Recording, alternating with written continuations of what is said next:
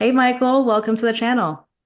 Thank you for the opportunity. This should be a lot of fun. I love talking about real estate technology, all that stuff. So let's get into it.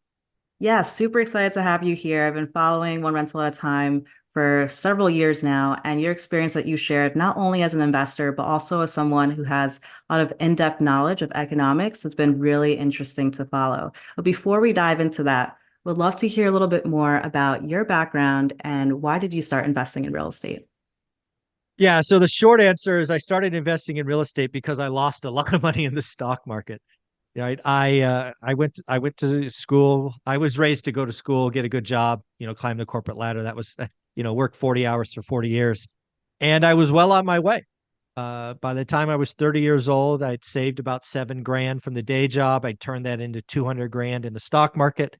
Thought I was a genius. I got cocky and unfortunately then lost 80% of that. And I felt like a complete failure as a husband and father. And that's when I stumbled across Rich Dad Poor Dad. It did start me on a new journey. It did enlighten me to the possibilities of rentals and landlording, which is really shocking. I'm 30 at the time. I have an MBA, an economics degree, finance, right? I'm very comfortable with numbers in tech. And this Rich Dad Poor Dad goes, "Hey, stupid, look over there." I'm like, duh.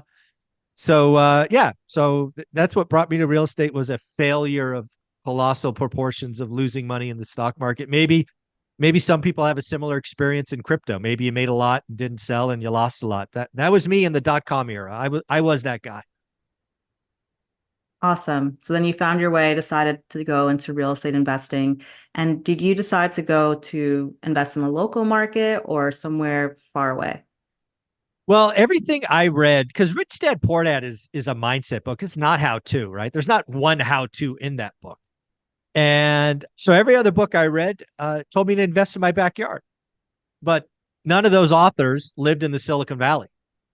But I didn't know any better. So I wasted a year beating my head against the wall trying to find cash flow in the Bay Area. I Wow. was not going to be an appreciation investor. I only wanted cash flow, and it doesn't work. After a year, again, my wife gets full credit for this. She said, "Hey, stupid, we got to try something different." We found Fresno, California, 2.5 hours away, brand new market, didn't know anybody, had to build a team, had a lot of mistakes. And, but ultimately, live where you want, invest where the numbers make sense. So Mhm. that's what we did.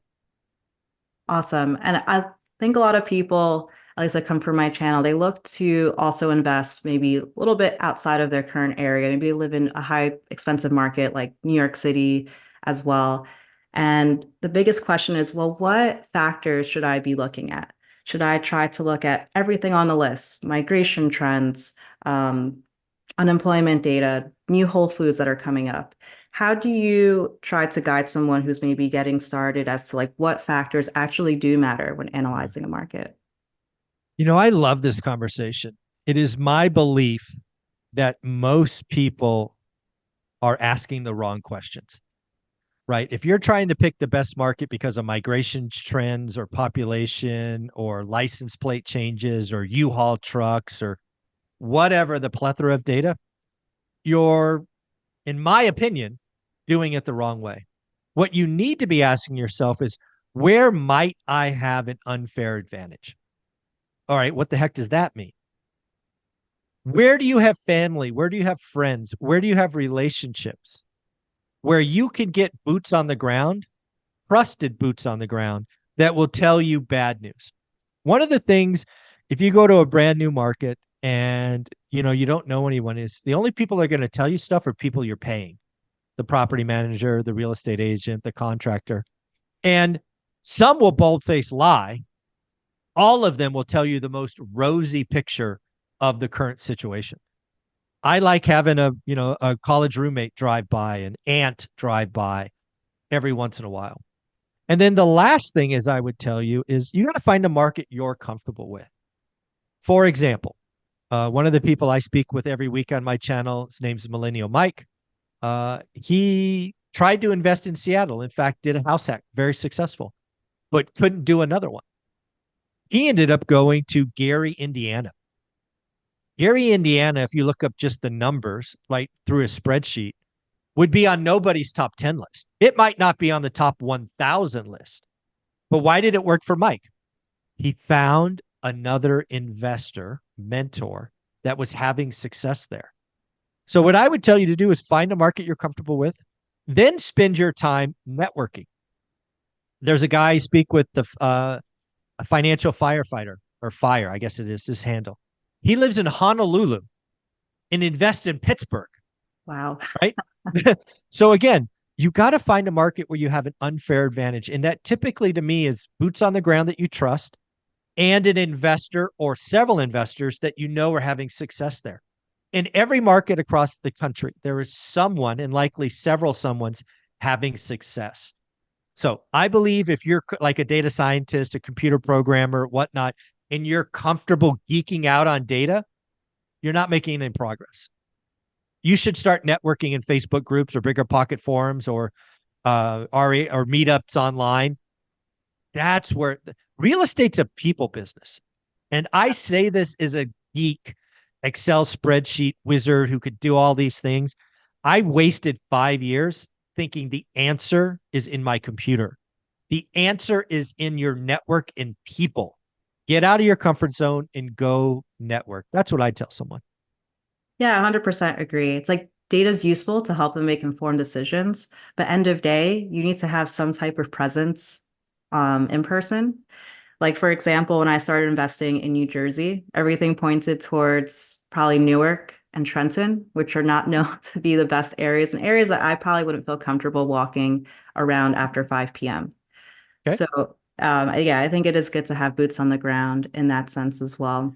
Yeah, let me be very clear. If you're geeking out on spreadsheets only and you don't get boots on the ground, you're going to go to a cheap market and lose your butt. You're going to lose. Yeah, you can go broke buying cheap. So, what do you think of? I've heard this recently, scouring some social pages like Reddit's to Mm-hmm. understand like different sentiments if people feel like positive for a certain area, more negative. What are your thoughts of using that type of information? I generally believe social media, including Reddit, skews negative. I believe I believe the world on social media is probably 60% negative, 40% flat or positive. But it's only because negative people are the loudest. I Mhm. think the folks that are optimistic and they're doing the work and they're making gains, they're not on social media. They're out doing deals, right? It's the person in his mom's basement who's, mad at the world and raging against the machine, smoking weed and playing video games that's on Reddit and, Twitter and, all these other things. So I don't like leaning on social media because I think it's poison if you don't audit your network. And then that Right. includes auditing social media. Yeah, it's not always you could take it for a grain of salt and say, okay, someone said one thing about maybe Tampa, Florida, and now the whole city is bad, right? There's so many Yeah, different come pockets on. and areas. And I guess So again, let's poke at that a little bit. So you go to Reddit, some subreddit or whatever, and you find, somebody talking bad about Tampa. I promise you, there are hundreds of investors killing it in Tampa. yep. And they are none of, and zero of them are on Reddit. That's a signal. Yeah, that's not where they're sitting. No, why would they go there? They don't want to deal with these numbskulls. I mean, I put myself out there, right? And all these idiots just rage against the machine. Like, I'm like, okay, you just keep being broke. It's okay. Just stay in your mom's basement. It's all right.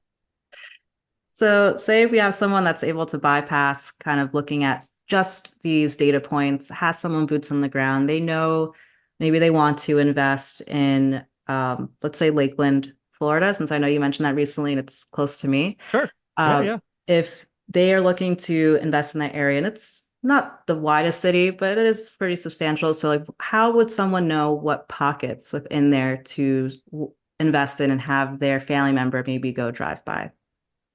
So I actually believe learning the skill of real estate investing is step one. Area location is step two. What do I mean by that? I believe unless you know what you're doing, you're gambling. That includes Lakeland. That includes Miami. That includes any market across the country, right? Just because you have money doesn't give you permission to jump the line. I work in tech. Lots of people get bonuses and RSUs and all of these things, and they have impressive, stock balances. But that does not give you permission to skip the line. What do I mean by that? I believe everybody needs to create a buy box. So I don't know Lakeland at all. It was just reported as one of the top markets. But what I would tell a new investor who wants to go to Lakeland is, okay, great. Lakeland is too big. You can't learn Lakeland. You can't even learn Lakeland single family homes. What you need to do is you need to create what I call a buy box. And I have tons of videos on this, but simply said, it is a very tight set of criteria that produces between 20 and 40 active listings. And then you need to set it and forget it. And you need to look at that every day for 90 days. What will eventually happen is you will learn what an average deal looks like in Lakeland in this very, very tight buy box. Then, and only then, can you start writing great offers. So back to your question of, hey, how do I know where to look? You got to learn the skill first. Then you could go and start looking at different areas in Lakeland. Again, if your order is out of whack, you're gambling, and I don't like to gamble. Right. So to really start, yeah, analyze, have a tight window of what your criteria is, analyze it for a period of time. And what are some factors that could help you understand if it's becoming a buyer's or seller's market for that given buy box if you're analyzing it for 3 months? If you're looking at it every day, it's going to scream to you. How fast are they staying on? Are there price drops? Are they coming off and going back on? What's the days on market? Is it different, or is my little box different than the rest of Lakeland? That's different than the rest of Florida? The data will jump off the page. That's why you've got to be consistent. That's why you have to do it every day. It's going to feel monotonous. It's supposed to, but that's how you learn. Like, have you played sports or learned a second language or played instruments? Have you done any of those? Yeah, played sports, Like which one? baseball, So softball. you get handed a bat. First time you take that swing, it's like, this doesn't feel good. You Yeah. get in the batting cage, you take some reps, you keep learning it. Then you learn, oh, by the way, if I angle or I keep my stance tighter, I can hit it to right field instead of left field. Right? You can learn how to use the bat as a tool. You don't just, very few people are just naturally gifted, and nobody is naturally gifted at real estate. Do the freaking work. Just do the work and learn the skill. It takes practice and discipline. Yeah. And if you look naturally gifted, that might also signal that you're just lucky. Yeah, Like, I've seen plenty naturally gifted people. I would rather be not gifted in work than mhm. naturally gifted, because I'll pass you. I will eventually. You're lazy. You don't take the gift for granted. You don't work hard. I will eventually pass you for sure. Great. So we kind of dived a little bit into analyzing in particular, like not city, but I guess what your buy box would look like and how you analyze properties one at a time, but taking a little bit more high level of trying to understand how just the general real estate market is changing. There's a lot of different factors to look at, and it could help both a newbie, but also someone who's experienced who may want to shift their strategy a bit. So going to some of these, how does unemployment and jobs help to signal where the economy is going? Yeah, so I think when you step back and at a macro level, these are great conversations. I think there's really two macro things and then three real estate things anybody could track and get a pulse of what's going on. So we do unemployment first. That's great. Unemployment is one of those factors that when it spikes quickly, right? We're talking in a couple of weeks, not a slow grind over months, can dent consumer psyche. Because again, like there's this old definition, the difference between a recession and a depression. A recession is when your neighbor gets laid off. A depression is when you get laid off. So if we are starting to see unemployment rise and your friend or your friend's friend is starting to get unemployment notice, that can cause you to pull back, right? That can cause you to save. And as a consumer economy, which is, 68, 70% of the economy, getting a consumer that's retrenching can cause a recession all by itself, right? So that's how unemployment could do it. Next, if we're talking real estate, I think there are three variables you should track today. And this could change over time, but In 2024, there are three things that I'm tracking weekly to see what's going on. One, new listings. Why is that important? Well, I believe the Fed has broken the housing market and has essentially taken the move up buyer, which is the largest part of the market because they're both a buyer and a seller, Yeah. right? They're two transactions, and put them on the shelf. I believe the move up buyers on the shelf for years. How how are we going to know that breaks? You're going to see new listings rise. So I'm tracking new listings every week. And we Altos Research, the Housing Wire, they put out this stuff every Friday, I believe. So I'm trying to say, okay, great. What's going on? Is it spiking? And right now, the answer is no. Next, I'm looking at mortgage demand. I think Mortgage Bankers puts this out every Wednesday or Thursday. I want to know what's the demand for purchases and refinances. And again, we get the data weekly. Why is that important? I think there's a general backup of demand because when rates went to 8%, buyers revolted. They said, screw this. I'm not buying. I'm out. But you know what? Rates aren't 8%. They're now 6.5 or 6.75. So I'm watching mortgage demand because again, if you get more purchase apps, it doesn't mean a transaction's coming. It's just the earliest indicator that demand is increasing.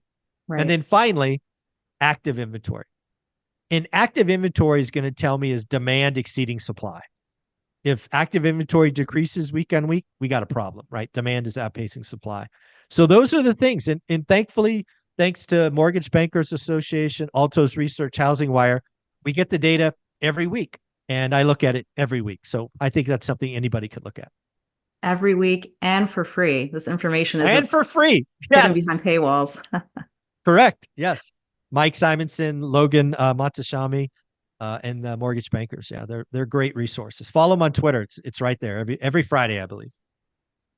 Great. Yeah, I love the call out that you made to each of these, as well as this diving into new listings a bit of how uh, the way you're bucketing it are there's different types of buyers and people who would sell a property as well. You're not just saying buyers and sellers. And I think that distinction is important because you get to really understand who that possible consumer or individual is to understand what their next steps would be. Yeah. And what are like the other buckets that you look at for that? Well, for the macro level, that's it. But if we're going to break down the investor market, I think it is the other thing that I look at and I just keep beating on is you need to figure out your market. In this case, let's say Lakeland. I have no idea what it is, but let's say Lakeland's median home price is 400 grand. What I would be doing is bifurcating the market, right? If I was really a data geek, I would say 400 and above is luxury, 400 and below is first time home buyer. Why is that important? It is my belief that the first time home buyers, FHA buyers, VA buyers have been largely ignored for several years when rates were low. I believe that market, as millennials age into prime buying years, will be very active. Unfortunately, if my thesis is correct, the inventory won't be there because the move up buyer is not there. And a move up buyer sells the cheap home to buy an expensive home. So you will have markets that have growing inventory, but it's the wrong inventory. We have several markets where days on market is up, but it's only because the luxury market is dead. Mm-hmm. If you break it down to below and above the median, the below the market, like there are some markets where the below the median has like 9 days of inventory. But if you look at the macro, it's got 48.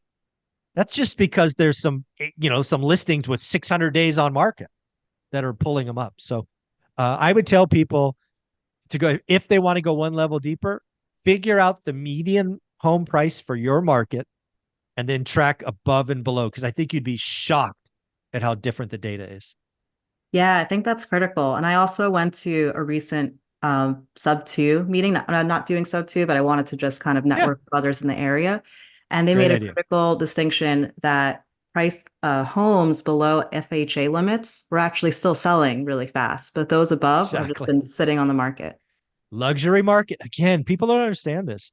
The people that are all doomers on real estate, a lot of their stats are being skewed by luxury homes, which, okay, fine. If you want to be distracted, Go ahead and be distracted. Exactly. Yeah, and I think it's so interesting real estate and how it's hyper localized for a lot of these different segments, and it really shows that you can make yourself an investor not just in the Mhm. top 50 markets, but in even Oh, local small areas too. there are millionaire real estate and multimillionaire real estate investors in every city, every town across the country. It's been real estate's been there are more millionaires because of real estate than anything else. Go get your piece. Inflation's a feature, not a bug. I wish more people understood that. 30-year mortgage in residential is a gift. It's a one-way bet. Rates go up, you do nothing. Rates go down, you refi. We have a lot of advantages in real estate in the United States because of the debt structure and all of that. So do the work, folks. Do the work. Yeah, so shifting over lastly to these advantages that people have, being able to buy their first property, for example, as an maybe they're living in it or they're investing in it. What would you suggest for someone who is getting started? They're excited. There's someone who maybe is a techie. They can kind of take their job anywhere they'd like. They want to get a house. Should they live in it first? Or they just try to do an investment property? What are your thoughts? Live where you want, invest where the numbers make sense. So again, if you're in an environment where you want to buy a home and all of that, then by all means, buy that home, turn it into a rental in 2 or 3 years is a wonderful strategy. Best interest rate, lowest down, easiest way to get started. Go for it. If you really want to get nutty, go buy a fourplex, live in one of those, and have three of your tenants, pay for it. Because getting wealthy is a remarkably simple process. You have to create disposable income, discretionary income, which is money left over after all living expenses. And if you could take your largest non-tax, right? Income tax is our biggest expense, housing, and make it zero, you're going to be stacking paper week after week after week. So if you're in that part of life where you want to live in a fourplex, go do that. You can also get 203K loans on fixer uppers. I mean, there are so many programs to get you on the real estate ladder for homeowners. Um, just figure out what's right for you and your family and your situation and do the work. Yeah, I believe FHA, didn't they increase the limits or something along the lines for multifamily? They did. They actually, I think what you're referring to that hit the presses for fourplexes, there used to be this sustainability test. They've now removed that, and you can get into a fourplex with 5% down. So Wow, it used huge. to be 20. Yeah, it used to be 20. Well, awesome. Thank you so much for your time, Michael. And if someone wants to follow you as well as maybe look into some of the courses that you have around buy box and how to get started, how would they do so? Yeah, the one thing I've done right is everything I do is one rental at a time. Website, YouTube channel, book, of course. Yeah, I should be easy to find. Awesome. Well, thank you so much for your time. Really appreciate it. Thank you so much.